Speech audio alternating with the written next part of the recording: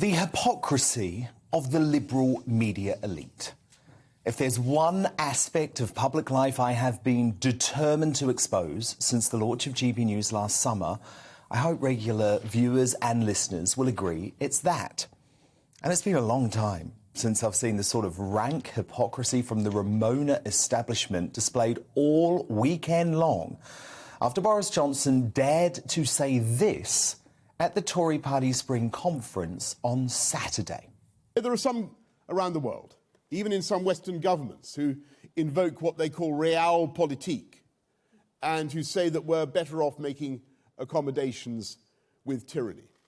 I have to say I believe they are profoundly wrong, and that to try to re-normalise relations with Putin after this, as we did in 2014, would be to make exactly the same mistake again. And I know that it's the instinct of the people of this country, like the people of Ukraine, to choose freedom every time. I can give you a couple of famous recent examples.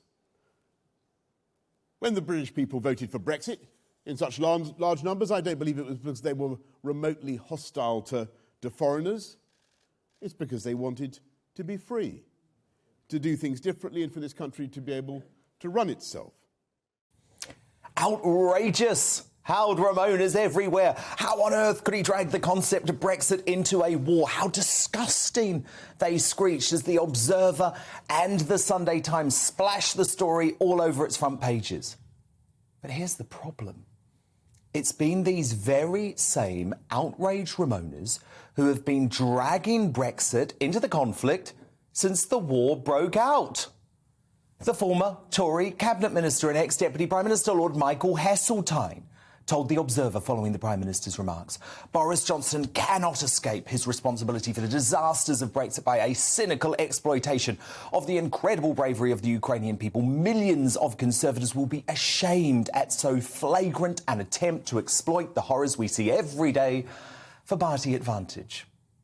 But in an open letter to Jacob Rees-Mogg in The Guardian on the 3rd of March, the very same Heseltine used the conflict to emphasise the supposed tragedy of leaving the EU, writing, nothing so reveals the reality of Brexit as the meeting of European leaders in Brussels in the aftermath of Vladimir Putin's assault on Ukraine. Our continent faces a threat as severe as anything since the end of the Cold War. I am ashamed that the country that in my lifetime saved European democracy has now absented itself as others determine Europe's response. What about bitter Remoaner Alistair Campbell, who tweeted on Sunday, the problem is Johnson debases not just himself, but all who fail to condemn and seek to justify. Surely that can't be the same Alistair Campbell who wrote on March the 6th, see the passion in Putin's opposition to a final deal referendum on Brexit. Why? Anyone would think he had skin in the game. Johnson was a useful idiot. There's also former Financial Times editor Lionel Barber, who tweeted yesterday, my verdict, cheap, historically absurd and pandering to a few Tories in a hall.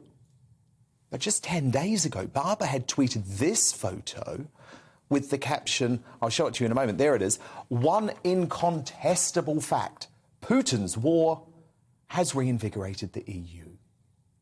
And what about the most vindictive and deranged Remoaner of them all, LBC's James O'Brien? Well, on Saturday afternoon, he got himself whipped into a frenzy, writing, it's been clear forever that Johnson possesses not a single shred of decency, but I am still sometimes shocked at the depth of his depravity. This insults all but the most meat-headed Brexit voter in Britain and almost everyone in Ukraine, where the desire to join the EU is clear. That's funny, as less than a week earlier, Mr. O'Brien had decided to directly link the war to Brexit with this tweet. Imagine having to explain to your children why you chose Farage, Dorries, Johnson and Rees-Mogg over being an integral part of this.